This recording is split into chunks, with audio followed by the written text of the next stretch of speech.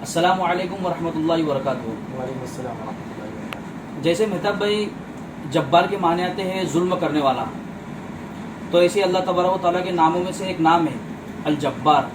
نعوذ باللہ ہم ایسا تو نہیں مانتے کہ بھئی الجبار جو ہے اللہ تبارک و تعالیٰ ظلم کرنے والے ہیں، تو اس کے بارے میں کچھ ناظرین کو معلومات دیجیے۔ جیسا کہ آپ نے ماشاءاللہ بہت بہترین سوال کیا ہے کہ جبار کے معنی ظلم کرنے کے آتے ہیں یہ سب، تو یہ کیا اللہ کا الجبار کا معنی بھی ظلم کرنے والا ہوا؟ نہیں، ایسا نہیں ہے۔ جبار کے معنی جہاں ظلم کرنے کے آتے ہیں تو وہیں اس کا ایک معنی آتا ہے جوڑنے والا۔ جبابر العظم کے معنی ہے ہڈی کو جوڑنے والا، اور جبابر القلب کے معنی ہے دلوں کو جوڑنے والا۔ یعنی اگر آپ کا دل ٹوٹ چکا ہے تو اللہ وہ ذات ہے جو آپ کے دلوں کو جوڑ دے گا۔ اگر آپ کی زندگی بکھر چکی ہے تو اللہ آپ کی زندگی کو سنوار دے گا۔ اگر عوام اور ناظرین پریشان ہیں تو اللہ کو یہ یاد رکھنا چاہیے کہ اللہ کے ایک ناموں میں سے الجبار ہے، جو ٹوٹے ہوئے دلوں کو سہارا دیتا ہے، بکھری ہوئی زندگیوں کو جوڑ دیتا ہے۔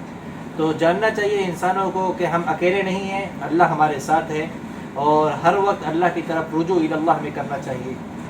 یہی کچھ معلومات تھی۔ اللہ تعالی ہمیں عمل کرنے کی توفیق عطا فرمائے۔ السلام علیکم ورحمۃ اللہ۔